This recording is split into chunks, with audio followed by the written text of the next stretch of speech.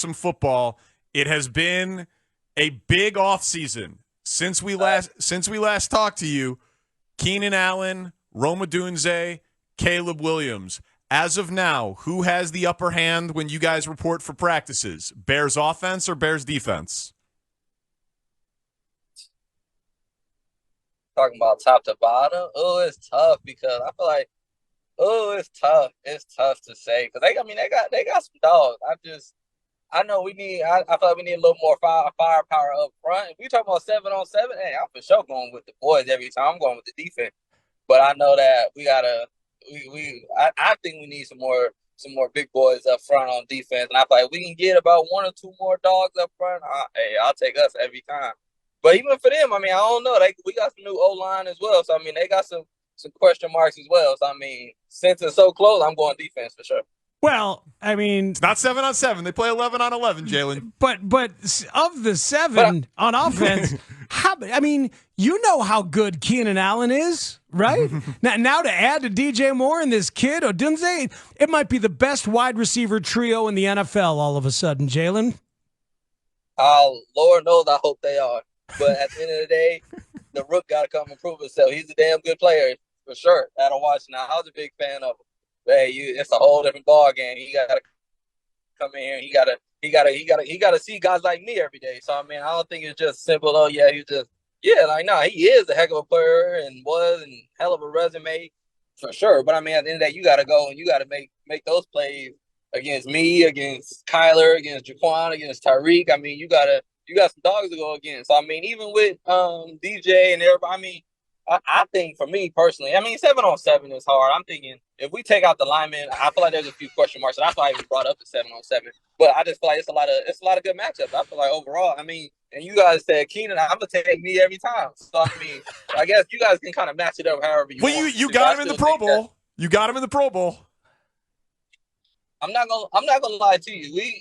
We even said Pro Bowl, but we act like we didn't play the Chargers.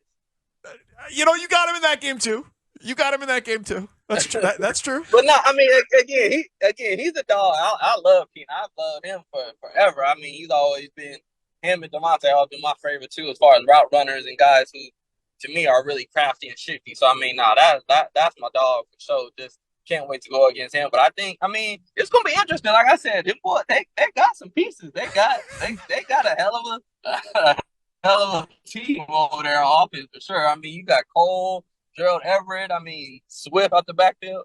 We got they got it. I'm not gonna lie to you, but I feel like we got some boys on our side too though. So what can Rome Odunze learn from practicing against you that he can't learn from talking to Keenan Allen or DJ Moore, Jaylon?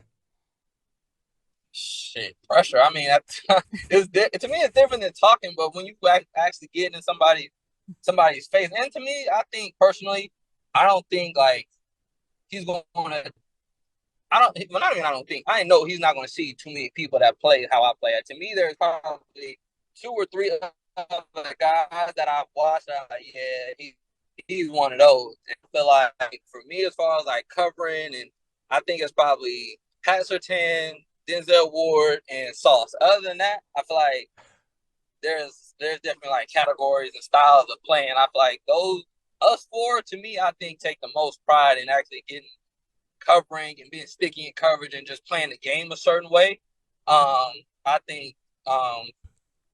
Just going against me, I think just the defense. I think just as a whole, I think he'll be able to come in and know okay, what it looks like, what somebody who is savvy, who can read body language, who can read stems, who can. It's a lot that goes into it. And for me, I'm excited to get to work with him because I'm somebody quiet as kept. I like wide receivers and the craft and the skills that they have.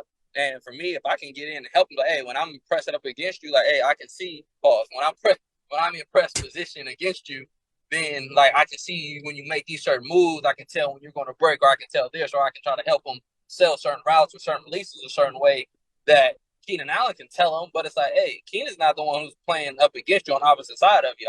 I'm going to see it and be able to tell you, hey, if you sell this a certain way, you might be able to get me to open up. You'll get me to be in a tougher position to where you might be able to, in a sense, win a rep or make that route easier. So, things like that is something that you can't get from a wide receiver, that you can get from a high level defender. We're talking to Jaylon Johnson here, Parkins Spiegel on The Score. Have you talked to Caleb Williams yet?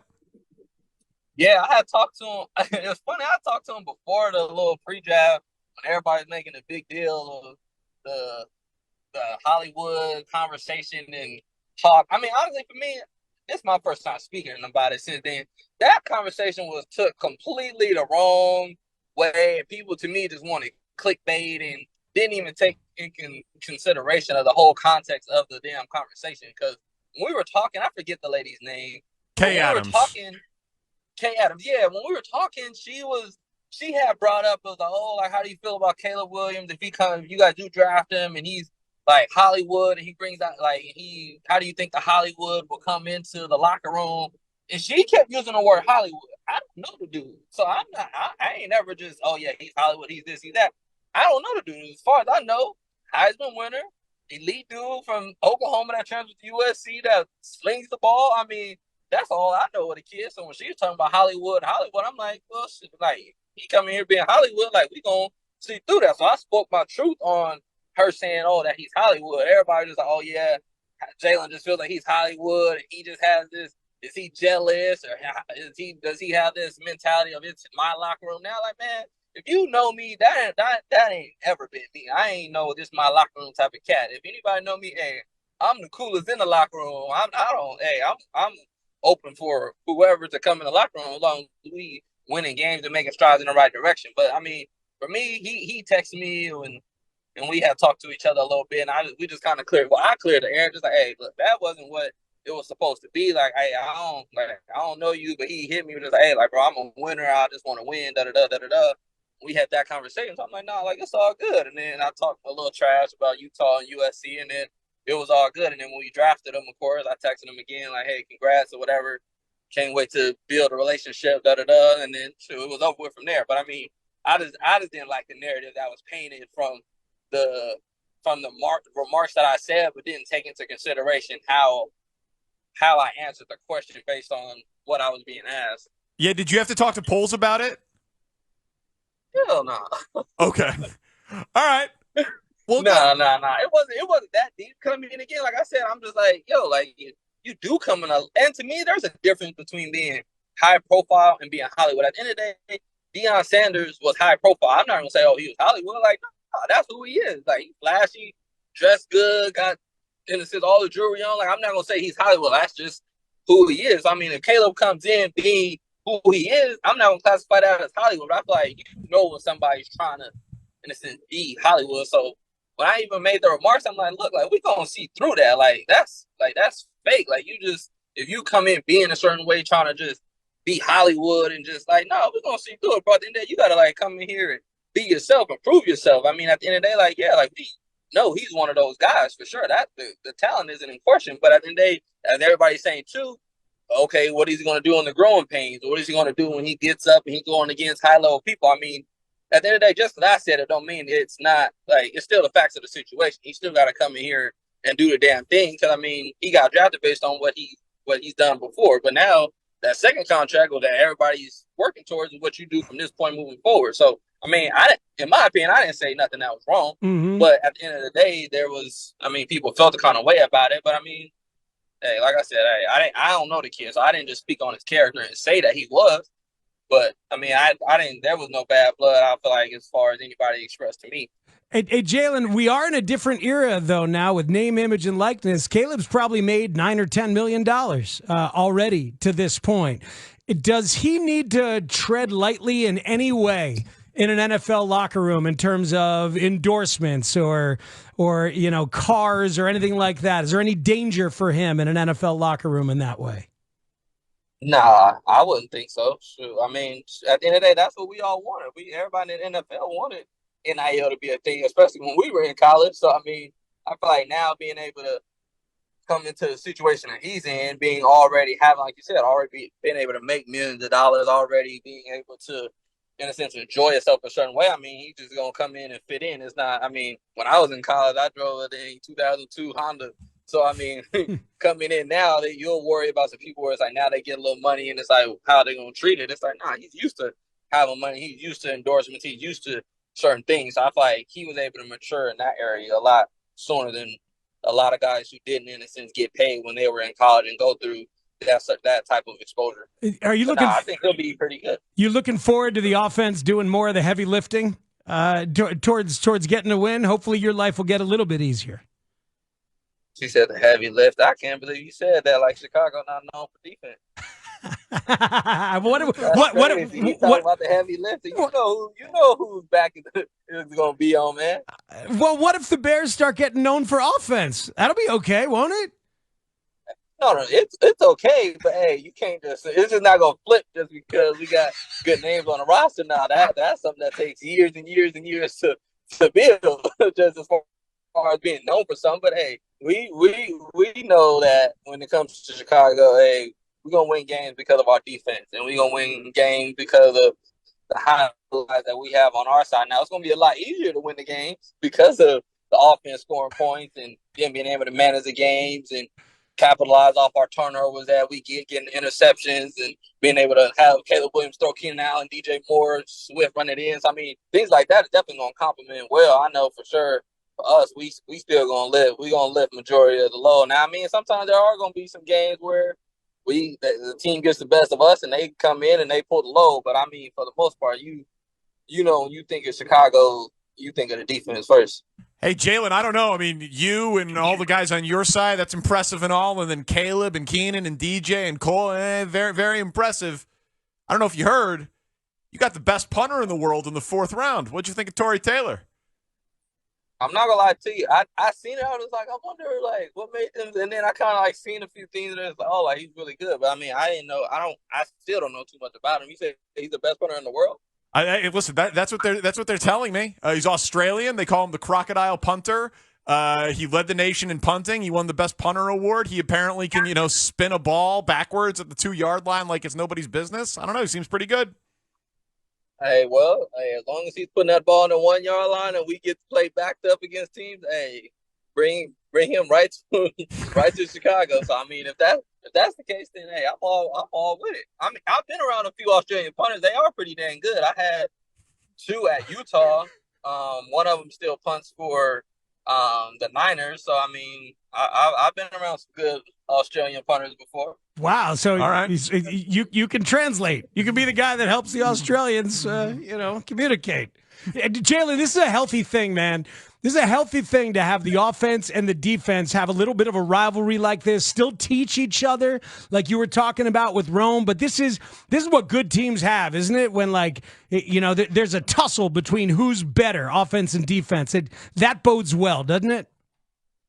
Oh no, 100%. I mean, at the end of the day, like I've been saying, it's all about making each other better. And I think at the end of the day, having Caleb, having Rome, being able to be around vets like DJ, vets like Keenan Allen, Cole, Gerald Everett. Like, I mean, being around, I feel like it's a good mixture of great young talent with great older talent. And I think just for the offense being able to mesh together, I feel like for us, that's something that we want. We want to be able to go against a high-power offense to where when we get in the game, it's like, man, I already done seen the best route runner in the league. I already done seen one of the most dynamic catchers in the league. I've already been around, like, dogs to where when we get in the game, then hey, it's easy. And then vice versa for them. When they get into the game, Keenan, Brown, DJ, they're not going to be able to just, oh, yeah, well, I haven't seen an elite DB. Like, nah, you've seen one of the best DBs in the league, like, every day throughout camp, battling, going through it. So, I mean, just for us, for them, it's about friendly competition. As long as we're on the same team, of course, it's all good. Now, when Keenan was the Chargers, then it was a little different. But having everybody in the locker room now, it's like, nah, like, at the end of the day, it's kind of like having a big brother and little brother. Like, hey, you want to push each other. Like, hey, we're going to get into it. We're going to fight. We're going to scrap. We're going to claw. But, hey, at the end of the day, we're going to go and we're going to battle, and it's going to be all love when it's time to go. And we're going to feel like, nah, we're all ready to go because our roster is built so good. We're so competitive. We pushed each other. We've been around each other. So I think that's all nothing but good family competition in my book. Jaylon, what was it like when you got the news that Justin had been traded to the Steelers?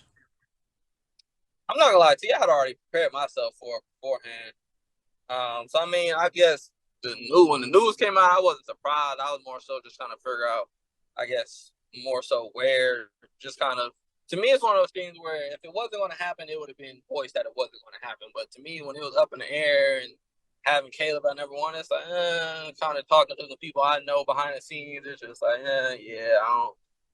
this ain't going to go how, in a sense, we would anticipate, or not anticipate how maybe we wanted it to go. But, hey, at the end of the day, it's not our job to worry about the construction of the team. If they feel like it's in our best interest and it's going to help us win games, then, I mean, at the end of the day, I can't do nothing but respect that. Of course, I mean, that's losing a friend, losing a brother, a guy that I went to war with for 3 years. So, I mean, I think for me, just kind of understanding the business side of it, but also still reaching out to him, checking on him, making sure that he's good.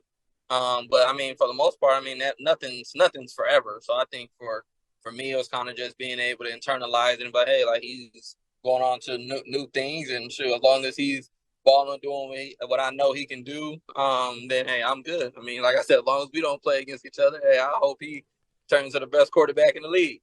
You know, some players have said that the league did him wrong, that Justin was given a raw deal. How do you feel about that?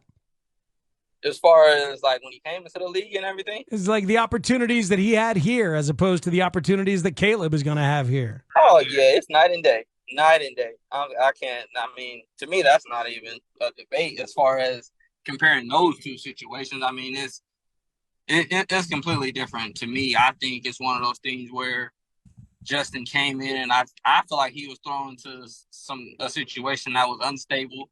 Of course, his first year, he came in, he didn't start. A couple games later, he was thrown into starting his first start. He had, 5 sacks? I think. 9 sacks. 9 sacks, 5 turnovers, I think it was. So I think for me, it's just like, even like looking at stuff like that, just like the way that the roster was built, the way that the team was built, like we had good names, but guys weren't healthy. Like, it just wasn't a good situation. And then boom, year one, Nagy and Pace get fired. So it's like the guys that drafted you and brought you in that were in a sense supposed to develop you, they leave. And now we get a new staff. Like that's a tough transition. And then it's like the OC changes, we get a new OC, and it's like, damn, I got all these different OCs, all these coaches. Like, man, like that's a tough situation. And then when you're in the middle of a regroup, that I think what was it, second year? Yeah, because it was my third year. His second year, we didn't have a dynamic offense. I mean, we had like Mully, but I mean that was it. Like we didn't have too many pieces, too many like high level guys. I mean, we ended up losing David. So I mean, it's just like to me, it's a tough situation when you come in, you don't have stars. We're losing the connection with Jaylon Johnson here. Hey, Jaylon, you're dropping off, and we have to go for the Cubs game, man, but you're the best. Thank you. Congrats again on the deal. We will talk to you throughout the offseason and once we get closer to training camp. Thank you, sir. That is Jaylon Johnson.